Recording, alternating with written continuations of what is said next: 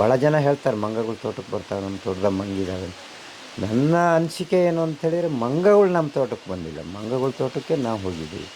ನಾವು ಇನ್ನೊಬ್ಬರ ಮನೆಗೆ ಹೋಗಿ ಯಜಮಾನಿಕೆ ಮಾಡೋಕ್ಕಾಗಲ್ಲ. ಈ ನಮ್ಮ ಮನೇಲಿ ನಾವು ಯಜಮಾನಿಕೆ ಮಾಡ್ಕೊಬೋದು. ನಾವು ಮಂಗನ ಕಾಡೊಳಗೆ ಹೋಗ್ಕೊಂಡು ನಾವು ವಸತಿ ಮನೆ ತೋಟ ಎಲ್ಲ ಮಾಡ್ಕೊಂಡು ಅವ ಮೇಲೆ ಯಜಮಾನಿಕೆ ಮಾಡೋಕ್ಕಾಗಲ್ಲ. ಹಾಗಾಗಿ ಅವ್ರ ಜೊತೆ ಸಂಘರ್ಷಕ್ಕಿಳಿಯಲ್ಲ, ಸಬಾಳೆ ಮಾಡ್ಕೊಂಡು ಹೋಗಬೇಕು, ಹೋಗ್ತೀವಿ. ಜಾಗಕ್ಕೆ ನಾವು ಬಂದಿದ್ದೀವಿ. ಹಾಂ, ಅವಿರೋ ಜಾಗಕ್ಕೆ, ಮಂಗ ಇರೋ ಜಾಗಕ್ಕೆ ನಾವು ಬಂದೀವಿ, ನಮ್ಮ ತೋಟಕ್ಕೆ ನಾವು ಬಂದಿಲ್ಲ. ಹಂಗಾಗಿ ಅವ್ರ ಜೊತೆಗೆ ಏನು ಕುಸ್ತಿ ಮಾಡೋಂಥದ್ದು ಏನೂ ಇಲ್ಲ. ಯಾವುದನ್ನ ಚಿರತೆ ಹಿಡಿದಿದ್ದು? ಇದೇ ನಾಯಿನ ಚಿರತೆ ಹಿಡಿದಿದ್ದಿಲ್ಲ, ಮಂಡೆಯಲ್ಲಿ ನೋಡಿ, ಇಲ್ಲಿ ಗಂಟಾಗ್ಬಿಟ್ಟಿದೆ. ಆಮೇಲೆ ಇಲ್ಲಿ ಸುಮ್ಮನಿರ ಚಿರತೆ ಜೊತೆ ಫೈಟ್ ಮಾಡಿತ್ತಾ ಇದು? ಹಾಂ, ಇಲ್ಲೇನೆ ಚಿರತೆ ಇಲ್ಲೇ ಮನೆ ಹತ್ರ ಬಂದು ಅಟ್ಯಾಕ್ ಮಾಡಿಬಿಡ್ತು. ಅಷ್ಟೊತ್ತಿಗೆ ಉಳಿದ 2 ನಾಯಿಗಳು ಹೋದವು. ಮತ್ತು ನಾವು ಬೇರೆ ಆವಾಜ್ ಮಾಡಿದ್ವಾ, ಅವಾಗ ಸ್ವಲ್ಪ ಭಯ ಬಿದ್ದು. ಉಳಿದ 2 ನಾಯಿ ಅಂದರೆ ಇದೊಂದಾ? ಇದೊಂದು ಆಯ್ತಾ? ಹಾಂ. ಓಕೆ, ಎಷ್ಟು ನಾಯಿ ಇದೆ ನಿಮ್ಮ ಹತ್ರ? ಒಟ್ಟು 3 ನಾಯಿ ಇದಾವೆ. ಒಂದು ಗ್ರೇಟ್ ಡನ್ ಇದೆ, 2 ಮುದೋಳ ಇದಾವೆ. ಓಕೆ, 3 ನಾಯಿ ಫ್ರೆಂಡ್ಲಿ ನಾಯಿ. ನರ್ಸರಿ ಜನ ಬರ್ತಾ ಇರ್ತಾರಲ್ಲ, ಎಲ್ಲ ನೋಡಿ ನೋಡಿ ನೋಡಿ ಅಭ್ಯಾಸ ಆಗ್ಬಿಟ್ಟಿದೆ, ಯಾರಿಗೇನೂ ಆಗಲ್ಲ. ಮತ್ತು ಇದೊಂದು ನಾಯಿ ಯಾರೇ ಬಂದರೂ ಮನೆಯಿಂದ ಅಲ್ಲಿ ರೋಡವರಿಗೆ, ಟಾರ್ ರೋಡವರಿಗೆ ತಗೊಂಡೋಗಿ ಬಿಟ್ಟು ಬಂದರು. ಇಲ್ಲಿ ನಿಮಗೆ ನಾಯಿ ಎಷ್ಟು ಅತ್ಯಮೂಲ್ಯ, ಮುಖ್ಯ ಅಲ್ಲ? ಇಲ್ಲೇ ಕಾಡಿರೋದ್ರಿಂದ ನಾಯಿಗಳು ಬೇಕೇ ಬೇಕು. ಯಾಕೆಂದರೆ ಒಂದು ಸಿಗ್ನಲ್ ಕೊಡೋಕ್ಕೆ, ಯಾರು ಪ್ರಾಣಿಗಳು ಬಂದರೆ, ಮನುಷ್ಯರು ಬಂದರೆ ನಮ್ಗೆ ಗೊತ್ತಾಗಬೇಕಲ್ಲ. ಎಲ್ಲ ಒಂಟಿ ಮನೆಗಳು ಸಿಗ್ನಲ್ ಕೊಡ್ತವೆ. ಮತ್ತು ಏನು ಅಂತ ಹೇಳಿದರೆ ಕಾಡು ಪ್ರಾಣಿಗಳನ್ನು ಸಹ ದೂರ ಬೆರೆಸಿ ಬರ್ತವೆ. ಮನೆ ಹತ್ರ ತೋಟದಾಗೆಲ್ಲ ಬಂದರೆ ಸ್ವಲ್ಪ ಕಾಡಿಗಟ್ಟಿ ಬರ್ತವೆ. ಹಾಗಾಗಿ ಮಲೆನಾಡಲ್ಲಿ ನೀವು ಯಾರಿದ್ದೇ ರೈತರ ಮನೆಗೆ ಹೋದರೂ 2-3 ನಾಯಿಗಳು ಇರ್ತವೆ. ಎಲ್ಲ ಲೋಕಲ್ ಜಾತಿ ಒಂದು ನಾಯಿ ಇದೆ, ಅದನ್ನು ಸಾಕ್ತಾರೆ. ನಾವು ಸ್ವಲ್ಪ ಬ್ರೀಡ್ ಇರಲಿ ಅಂಥೇಳಿ ಮುದೋಳ, ಗ್ರೇಡ್ಡನ್ನು, ವ್ಯಾಟ್ವಿಲ್ಲರ್ ಇಂಥ ನಾಯಿಗಳನ್ನು ಸಾಕ್ಕೊಂಡಿದ್ದೀವಿ. ಯಾವ ಬ್ರೀಡು, ಯಾವ ಒಂದು ತಳಿ ಉತ್ತಮ? ಇದು ಫ್ರೆಂಡ್ಲಿ ಆಗಿರೋದಕ್ಕೆ ಹೇಳಬೇಕು ಅಂತೇಳಿದರೆ, ನಾಯಿಗಳಲ್ಲಿ ಫ್ರೆಂಡ್ಲಿ ಅನ್ನೋದು ಅಷ್ಟೇನು ಶೂಟ್ ಆಗೋಲ್ಲ. ಫ್ರೆಂಡ್ಲಿ ನಾಯಿ ಅಂತ ಯಾವುದೂ ಇಲ್ಲ. ಟೋಟಲ್ ಏನಂದರೆ ನಾವು ಎಷ್ಟು ಅದನ್ನು ಪ್ರೀತಿಯಿಂದ ನೋಡ್ಕೊಳ್ತೀವೋ, ಜನರ ಜೊತೆ ಬೆರೆಯೋಕ್ಕೆ ಬಿಡ್ತೀವೋ, ಅವಾಗ ಅವು ಫ್ರೆಂಡ್ಲಿ ಆಗ್ತಾವೆ. ನಾವು ಬೆಳಗ್ಗೆಯಿಂದ ಸಂಜೆವರೆಗೆ ಕಟ್ಟಿಡೋದು, ಸಂಜೆ ಮಾತ್ರ ಬಿಡೋದು. ಅವನ್ನ ಮಾತಾಡಿಸ್ತಾ ಇದ್ದವಾಗ ಹಳ್ಳಿ ನಾಯಿಗಳು ಸಹ ರ್ಯಾಶ್ ಆಗ್ತವೆ. ನಮ್ಮ ಸ್ವಭಾವದ ಮೇಲೆ ಅವು ಸ್ವಭಾವ ಇರ್ತದೆ. ಅಂದರೆ ನೇಚರಲ್ಲಿ ಇವೆರಡರಲ್ಲಿ ಯಾವುದು ರ್ಯಾಶ್? ನೇಚರೇ ಆ್ಯಕ್ಚುಲಿ ಅದ್ರ ರ್ಯಾಶ್ ಇರಬೇಕದು ಲೆಕ್ಕಾಚಾರದಾಗೆ. ನಮ್ಮದು ಮುದೋಳಕ್ಕಿಂತ ಅದು ಫ್ರೆಂಡ್ಲಿ ಆಗಿದೆ. ಮತ್ತು ಅದು ಗ್ರೇಟ್ ಡನ್ ನಾಯಿ. ಅದೇನು ಅಂಥೇಳಿ ಇವು ಸ್ವಲ್ಪ ಫೀಲ್ಡ್ ವರ್ಕ್ ಮಾಡ್ತವೆ. 1 ಕಿಲೋಮೀಟ್ರ್ 2 ಕಿಲೋಮೀಟ್ರ್ ವ್ಯಾಪ್ತಿಯೊಳಗೆ ಓಡಾಡ್ಕೊಂಬರ್ತವೆ. ಅದು ಮಾತ್ರ ಮನೆ ಬಿಟ್ಟು ಹೊರಗೆ ಹೋಗೋದೇ ಇಲ್ಲ. ಮನೇಲಿ ನಾವು 2 ದಿವಸ ಇಲ್ಲ ಅಂದ್ರೂ ಗೇಟ ಬಂದು ಕಾಯ್ತಾ ಇರುತ್ತೆ, ಬಿಟ್ಟರೆ ಹೊರಗಡೆ ತಿರುಗಾಟಕ್ಕೆ ಹೋಗೋದಿಲ್ಲ. ಅದು ಇವು ಸ್ವಲ್ಪ ಫೀಲ್ಡ್ ವರ್ಕ್ ಮಾಡ್ತಾವೆ, ಹೋಗ್ತಾವೆ. 1 2 ಕಿಲೋಮೀಟ್ರ್ವರೆಗೆ. ಬೇಟೆ ನಾಯಿಗಳು ಹುಡುಕ್ತಾನೆ ಇರ್ತವೆ, ಸ್ವಭಾವನೇ ಹಂಗೆ. ಹೌದೌದು. ಆದರೂ ನಾನು ನಿಮ್ಮಲ್ಲೇ ನೋಡಿದ್ದು ಮುದೋಳ ನಾಯಿ ಒಂದು ಸ್ವಲ್ಪ ಸಾಫ್ಟಾಗಿ ಎಲ್ಲರ ಹತ್ರನೂ ಬಂದು ಫ್ರೆಂಡ್ಲಿ ಆಗಿರೋದು. ಮುದೋಳ ನಾಯಿ ಕಂಡ್ರೆ ಭಯ ಪಡ್ತಾರೆ. ಅದು ಅಂದರೆ ಅದೇನೋ ಹೇಳಿದ, ನಮ್ಮ ಸ್ವಭಾವದ ಮೇಲೆ ನಾವೇ ಜನರ ಹತ್ರ ಬೆರೆಯಕ್ಕೆ ಬಿಟ್ಟರೆ ಅವು ಸಾಧು ಆಗ್ತವೆ. ನೋಡಿ ನೋಡಿ ಅಭ್ಯಾಸ ಆಗಿರುತ್ತವೆ. ಅಂದರೆ ನೀವು ಯಾವುದಕ್ಕೂ ಬೆಲ್ಟ್ ಹಾಕಿಲ್ಲ? ಚಿರತೆ ಬಾಯಿ ಹಾಕ್ದಾಗ ಅದಕ್ಕೆ ಚಿರತೆ ಬಾಯಿ ಹಾಕಿದ ಹಾಕಿದೆ ನೋಡಿ, ಇಲ್ಲೊಂದು ಹಲ್ಲಿ ಗೊತ್ತಾಗುತ್ತೆ. ಆ ಕಡೆಗೆ ಒಂದು ಹಲ್ಲಿದೆ, ಈ ಕಡೆಗೂ ಅದೇ. ಈಗ ಬಾಯಿ ಹಾಕ್ಬಿಟ್ಟಿತ್ತು. ನೀವು ಬೆಲ್ಟ್ ಹಾಕಿದ್ರೆ ಅದು ಹಾಕಿದ್ರೆ ಏನು ಅಂತ ಹೇಳಿದರೆ, ಇವು ಫೀಲ್ಡ್ ವರ್ಕಿಗೆ ಹೋಗ್ತವೆ. ಈ ಮಲೆನಾಡ ಬೆಲ್ಟ್ ಹಾಕಿ ಸಮಸ್ಯೆ ಏನಾಗುತ್ತೆ ಅಂತೇಳಿ, ಫೀಲ್ಡ್ ವರ್ಕಿಗೆ ಹೋದಾಗ ಮಂಗನ್ನ ಏನಾದ್ರು ಹಿಡಿಯೋಕ್ಕಾಗಿ 2 ಕಾಲದಾಗೆ ನೆಗಿತಾವೆ. ಈ ಮರದ ಕೂಳೆ ಏನಾರು ಹಿಂಗೆ ಸ್ಟ್ರೈಟ್ ಇತ್ತು ಅಂತ ಸಿಕ್ಕಂಬಿತ್ತು ಅಂತ ಹೇಳಿದರೆ ನಾಯಿ ಮತ್ತೆ ಬಿಡ್ಸ್ಕೊಂಬರಕ್ಕಾಗಲ್ಲ. ಹಾಗಾಗಿ ಮನೆಯಲ್ಲೇ ಇರೋ ನಾಯಿಗೆ ಬೆಲ್ಟ್ ಹಾಕ್ಬೋದ್ಬಿಟ್ರೆ, ಮತ್ತು ಚಿರತೆ ನಾಯಿನ ಕುತ್ತಿಗೆನೇ ಹಿಡಿಯೋದು, ಅದು ಬೆಲ್ಟ್ ಹಾಕಿ ಕಂಟ್ರೋಲ್ ಮಾಡ್ತೀನಿ ಅಂತ ಮಾಡೋಕ್ಕಾಗಲ್ಲ. ಯಾಕೆಂತೇಳಿದ್ರೆ ಅದು ಕುತ್ತಿಗೆ ಅಲ್ದಿದ್ರೆ ಇನ್ನೊಂದು ಭಾಗನ ಹಿಡ್ಕೊಂಡಿರುತ್ತೆ. ಈಗ ಒಂದು ಇಲ್ಲೆಲ್ಲ ಕಾಡೆ, ಎಲ್ಲ ಕಾಡೆ, ಇಲ್ಲಿ ಇರೋದು ಪೂರ್ತಿ ಕಾಡೆನೇ.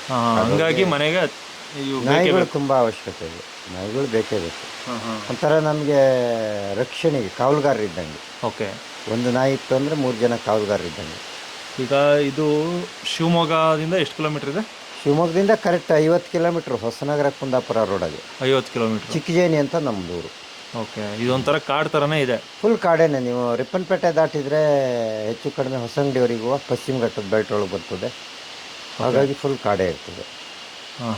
ನೀವು ಅಂದರೆ ನೀವು ಎಷ್ಟು ಗಂಟೆ ಮೇಲೆ ಓಡಾಡ್ತೀರಾ? ಸಾಯಂಕಾಲ 6 ಗಂಟೆ 7 ಗಂಟೆ ಒಳಗೆ ಮನೇಲಿ ಇರ್ತೀರಾ, ಇಲ್ಲ 10 ಗಂಟೆ ಆದರೂ ಓಡಾಡ್ತೀರಾ? ಹಾಗೇನಿಲ್ಲ. ನಾವು ಬೆಳಗ್ಗೆ 6ರಿಂದ ಸಂಜೆ 5:30 6 ಗಂಟೆವರೆಗೆ ಹೊಲದಾಗ ಕೆಲಸ ಮಾಡ್ತೀವಿ. ಆಮೇಲೆ ಎಲ್ಲರೂ ಹೋಗಬೇಕು ಅಂತ ಹೇಳಿದರೆ ಸಾಧಾರಣವಾಗಿ ಒಂದು 6 ಗಂಟೆ ಮೇಲೇ ತಿರುಗಾಟ ಶುರುವಾಗೋದು. 6 ಗಂಟೆಯಿಂದ 6 ಗಂಟೆಯಿಂದ 10 ಗಂಟೆ ನಮ್ಮ ಕೆಲಸ ಮುಗಿಯಲ್ಲ ಅವ್ರಿಗೆ 10:30 11 ಅಲ್ಲ, ಹೆಂಗ್ ತಿರುಗಾಡ್ತೀರಾ? ಬೀದಿ ಲೈಟ್ಗಳಿಲ್ಲ, ಕಂಬಗಳಿಲ್ಲ. ಇಲ್ಲ. ಈಗ ಸಾಧಾರಣ ವೆಹಿಕಲ್ಗಳಿದ್ದಾವೆ, ಬೈಕ್ ಇರುತ್ತೆ, ಕಾರ್ ಇರುತ್ತೆ, ಹೋಗಿ ಬರ್ತೀವಿ. ಆಗ ಈಗ ಒಂದು 20 ವರ್ಷದ ಕೆಳಗೆ ಬೈಕು ಕಾರು ಇಟ್ಕೊಳ್ಳೋಕೆ ರೋಡ್ಗಳೇ ಇರಲಿಲ್ಲ, ಎಲ್ಲ ಕಾಲಾದಿ ಅಂತ ಹೇಳ್ತಾರೆ, ಮನುಷ್ಯ ಓಡಾಡೋ ಕಾಲಾದಿಗಳು. ಆಗ ನಡ್ಕೊಂಡೋಗಿ ನಡ್ಕೊಂಬರ್ತಿದ್ವಿ, ಒಂದು ಟಾರ್ಚ್ ಇಟ್ಕೊಂಡಿರ್ತಿದ್ವು, ಕೆಲವ್ರು ಹಾಗೆ ನಡ್ಕೊಂಡೋಗಿ ನಡ್ಕೊಂಬರ್ತಿದ್ರು. ಸಾಧಾರಣವಾಗಿ ನೀವು ಮಲೆನಾಡು ಒಳಗೆ ರೈತರು ತಿರುಗಾಟ ಶುರುವಾಗೋದೇ ಸಂಜೆ 5 ಗಂಟೆ ಮೇಲೆ. 5 ಗಂಟೆವರೆಗೆ ಹೊಲದ ದುಡಿಮೆ ಇರ್ತದೆ, ಮಾಡ್ತಾ ಇರ್ತಾರೆ. 5 ಗಂಟೆ ಮೇಲೆ ಹೋಗಿ 10 ಗಂಟೆ ಒಳಗೆ ಅವ್ರ ಉದ್ಯೋಗ ಮುಗಿಸ್ಕೊಂಡು ಬರ್ತಾವೆ. ಮತ್ತು ಇಲ್ಲಿರೋ ಕಾಡು ಪ್ರಾಣಿಗಳು ಯಾವೆ ಅಂತ ಹೇಳಿದರೆ, ತೀರಾ ಅನಿವಾರ್ಯ ಆದರೂ ಮಾತ್ರ ಯಾವ ಫುಡ್ ಸಿಗದೆ ಹೋದರೆ, ಶಿಕಾರಿ ಮಾಡೋಕ್ಕಾಗದೆ ಹೋದರೆ, ಈ ಹುಲಿ ಚಿರತೆಗಳು ಮಾತ್ರ ಮನುಷ್ಯನ ಅಟ್ಯಾಕ್ ಮಾಡೋದು ಬಿಟ್ಟರೆ ಮತ್ತೆ ಇನ್ನು ಕ್ರೂರ ಪ್ರಾಣಿ ಅಂತ ಅಷ್ಟು ಕ್ರೂರವಾಗಿ ಯಾವುದೂ ಇಲ್ಲ. ಅವು ಏನು ಅಂತ ಹೇಳಿದರೆ, ಹುಲಿ ಚಿರತೆಗಳು ಏನು ಅಂತ ಹೇಳಿದರೆ, ಅವಕ್ಕೊಂದೇ ಶಿಕಾರಿ ಮಾಡೋಕ್ಕಾಗದಷ್ಟು ಹಲ್ಲು ಬಿದ್ದೋಗಿರಬೇಕು. ಇಲ್ಲ ಅಂತಾರೆ ಯಾರು ಶಿಕಾರಿ ಮಾಡಿ ಅದನ್ನು ಅಂಗವೂನ ಮಾಡಿರ್ಬೇಕು. ಶಿಕಾರಿ ಮಾಡೋಕ್ಕಾಗದವು ಮನುಷ್ಯನ ಅಟ್ಯಾಕ್ ಮಾಡ್ತಾವೆ. ಇನ್ನು ಬೇರೆ ಯಾವುದೇ ಕಾರಣಕ್ಕೂ ಸಹ ಮನುಷ್ಯನ ಅಟ್ಯಾಕ್ ಮಾಡೋದಿಲ್ಲ. ಮನುಷ್ಯ ಕಂಡ್ರೆ ಮನುಷ್ಯನಿಗಿಂತ ಜಾಸ್ತಿ ಭಯ ಇರ್ತದೆ, ಸೈಡಿಗೆ ಹೋಗ್ತವೆ. ಓಕೆ, ಇಲ್ಲಿ ನಿಮ್ಮ ತೋಟ ಇದೆ ಅಲ್ವಾ, 6 ಎಕರೆ ತೋಟ? ಹೌದು. ಈ ಕಾಡು ಪ್ರಾಣಿಗಳ ಹಾವಳಿ? ಕಾಡು ಪ್ರಾಣಿ ಹಾವಳಿ ಇದೆ, ಮಂಗಗಳು ಬರ್ತವೆ, ಸ್ವಲ್ಪ ಮಂಗಗಳ ಹಾವಳಿ ಜಾಸ್ತಿ ಇದೆ. ಅದಕ್ಕೆ ಕಾಡು ಪ್ರಾಣಿ ಮಂಗಗಳ ಹಾವಳಿ, ಕಾಡು ಪ್ರಾಣಿ ಇಲ್ಲ ಅಂತ ಹೇಳೋಕ್ಕಾಗಲ್ಲ, ಅವಿಂದ ತೊಂದರೆ ಇಲ್ಲ ಅಂತ ಆಗಲ್ಲ. ನಾವೇನೋ ಸಂಘರ್ಷಕ್ಕೆ ಇಳಿಯಲ್ಲ ಅವ್ರ ಜೊತೆಯಿಂದ, ಸಹಬಾಳ್ವೆ ಮಾಡ್ತೀವಿ. ಹೇಗೆ ಅಂಥೇಳಿದ್ರೆ, ಮಂಗ ಬರ್ತಾವೆ ಅಂಥೇಳಿದರೆ ಮಂಗನಿಗೆ ಬೇಕಾದ ಒಂದಷ್ಟು ಜಂಗಲ್ ಫ್ರೂಟ್ಗಳನ್ನು ಬೆಳ್ಕೊಂಡಿರ್ತೀವಿ. ಹಲಸು, ಮಾವು, ನೇರಳೆ, ಹೀಗೆ ಒಂದಷ್ಟು ಭಾಗ ಅದನ್ನು ತಿಂತಾವೆ, ಒಂದಷ್ಟು ಭಾಗನ ಮಂಗಗಳು ನಮ್ಮ ಬೆಳೆದಿರೋ ರೈತನ ಬೆಳೆನ ತಿನ್ಕೊಂಡು ಹೋಗ್ತವೆ. ಆದರೆ ಹೆಚ್ಚಿನ ಭಾಗನ ಅವು ಫ್ರೂಟನ್ನು ಇಷ್ಟಪಡೋದ್ರಿಂದ ಹಣ್ಣು ಹಂಪಲು ತಿನ್ಕೊಂಡು ಹೋಗ್ತವೆ. ಆಮೇಲೆ ಅಡಿಕೆ ತಿನ್ನೋಕೆ ಹಿಡಿತವೆ.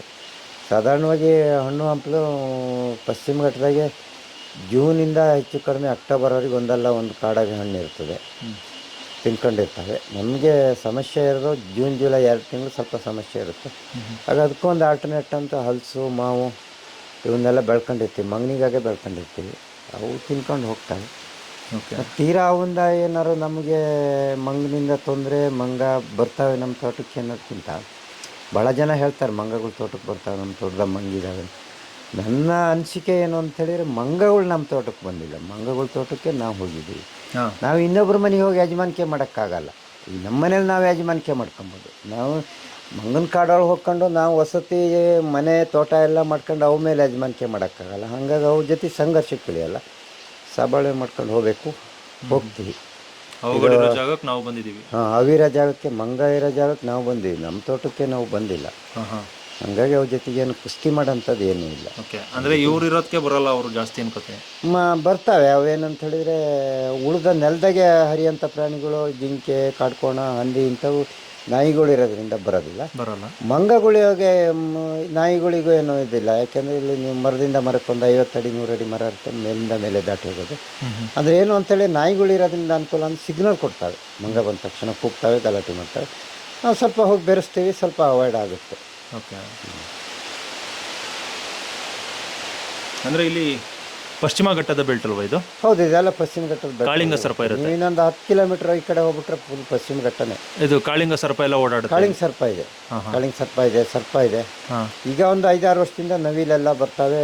ಈ ಸ್ವಲ್ಪ ಕಾಳಿಂಗ ಸರ್ಪ ಹಾವನ್ನ ಜಾತಿನೆಲ್ಲ ತಿಂದಾಕ್ಬಿಡ್ತಾರೆ. ನವಿಲು ಸಂಖ್ಯೆ ಜಾಸ್ತಿ ಆಗಿದೆ. ನಮ್ಮಲ್ಲೆಲ್ಲ ಮಾಮೂಲಿ ಇರೋದು ಕಾಳಿಂಗ ಸರ್ಪನಾವೆಲ್ಲ ಮಾಮೂಲಿ ಇರೋದು. ತೀರಾ ಮನೆ ಹತ್ರ ಬಂದು ರಗಳೆ ಮಾಡೋಕ್ಕೆ ಹಿಡಿತು, ಪದೇ ಪದೇ ಮನೆಗೆ ಬರೋಕ್ಕೆ ಹಿಡಿತು ಅಂತೇಳಿದರೆ ಅದನ್ನು PVC ಪೈಪಾಗಿ ಹಿಡ್ಕೊಂಡು ಹೋಗಿ ಫಾರೆಸ್ಟ್ ಲ್ಯಾಂಡ್ ಎಲ್ಲಿದೆ ನೋಡಿ, ಫಾರೆಸ್ಟ್ ಪರ್ಮಿಷನ್ ಮೇಲೆ ಬಿಟ್ಟು ಬರ್ತೀವಿ. ಅಂದರೆ ಇಲ್ಲಿ ಸುತ್ತಮುತ್ತ ಊರಗ ರಕ್ಷಕರಿದ್ದಾರಾ, ಇಲ್ಲ ನೀವೇ ಹಿಡಿತೀರಾ? ಇಲ್ಲ, ಇಲ್ಲಿ ಸಾಧಾರಣ ನಮ್ಮಲ್ಲೇ ಹತ್ರ ಬಂದರೆ ನಾವು ಹಿಡಿತೀವಿ. ನಮಗೆ ಅದೆಲ್ಲ ಅಭ್ಯಾಸ ಇದೆ, ಅವನ್ನೆಲ್ಲ ಹಿಡಿದೆಲ್ಲ ಮಾಡ್ತೀವಿ. ಅಂದರೆ ಕೈಲಿ ಮುಟ್ಟಕ್ಕೆ ಹೋಗೋದಿಲ್ಲ, ಅದು ಸ್ವಲ್ಪ ಟೆಕ್ನಿಕಲ್ ವರ್ಕ್ ಇದೆ. PVC ಪೈಪಲ್ಲಿ ದೂರ ಇಟ್ಬಿಟ್ಟು ಅದರೊಳಗಡೆ ಬಾಲನ ಹಿಡ್ಕೊಂಡ್ರೆ, ಬಾಲ ಹಿಡಿದ ತಕ್ಷಣ ಅದು ಹಾವಿನ ಸ್ವಭಾವ ಏನು ಅಂದ್ರೆ, ನೀವು ಹಾವು ಹಿಡಿಯೋರಿಂದ ನೋಡಿರ್ಬೋದು, ಬಾಲಕ್ಕೆ ಕೈ ಹಾಕ್ತಾರೆ. ಹೌದು, ಬಾಲಕ್ಕೆ ಕೈ ಹಾಕಿದ್ರೆ ತಿರುಗಲ್ಲ. ಅದು ಫಸ್ಟ್ ಪ್ರಯತ್ನ ಏನು ಅಂದರೆ ಮುಂದೆ ತಪ್ಪಿಸ್ಕೊಂಡು ಹೋಗೋಕ್ಕಾಗುತ್ತೆ ಅಂತ ಮುಂದುವರಿತಾ ಇರುತ್ತೆ. ಬಾಲನ ಒಂದು ಇಕ್ಕಳದಾಗ ಹಿಡಿದ ತಕ್ಷಣ ಮುಂದೆ ಹೋಗೋಕ್ಕಾಗಿ ಪ್ರಯತ್ನ ಪಡ್ತಾ ಇರುತ್ತಲ್ಲ, ಅಲ್ಲಿಗೆ ಒಂದು ಪೈಪ್ ಕೊಟ್ಕೊಳ್ಳೆ ಪುಸ್ತಕ ಪೈಪ್ ಒಳಗೆ ದಾಟ್ಕೊಂಡ್ಬಿಡುತ್ತೆ. ಪೈಪಿಗೆ ಹೋಲೆಲ್ಲ ಇಟ್ಟಿರುತ್ತೆ ಗಾಳಿ ಆಡೋಂಗೆ. ಕ್ಯಾಪ್ ಹಾಕಿ ತಗೊಂಡೋಗಿ ಇನ್ನು ಫಾರೆಸ್ಟ್ ಡಿಪಾರ್ಟ್ಮೆಂಟ್ ಅವ್ರನ್ನ ಕರ್ಕೊಂಡೋಗಿ ಕಾಡಿಗೆ ಬಿಟ್ಟು ಬರ್ತೀವಿ. ಅಂದರೆ ಎಲ್ಲ ಈ ವಾತಾವರಣ ಕಲಿಸ್ಬಿಡುತ್ತೆ. ಅಲ್ಲ, ಪರಿಸರ ಅದು ತನ್ನಷ್ಟು ತಾನೇ ಪಾಠ ಹೇಳ್ತಾ ಹೋಗುತ್ತೆ. ಯಾವುದೋ ಏನೋ ಪ್ರಕೃತಿನೇ ಒಂದು ಪಾಠಶಾಲೆ. ನಮಗದು ಹೇಳ್ತಾ ಹೋಗುತ್ತೆ. ಅದನ್ನು ಒಂದು ತಿಳ್ಕೊಳ್ಳೋಂಥ ಒಂದು ಮನಸ್ಸಿದ್ರೆ ಎಲ್ಲ ಪ್ರಕೃತಿ ಹೇಳ್ತಾ ಹೋಗುತ್ತೆ.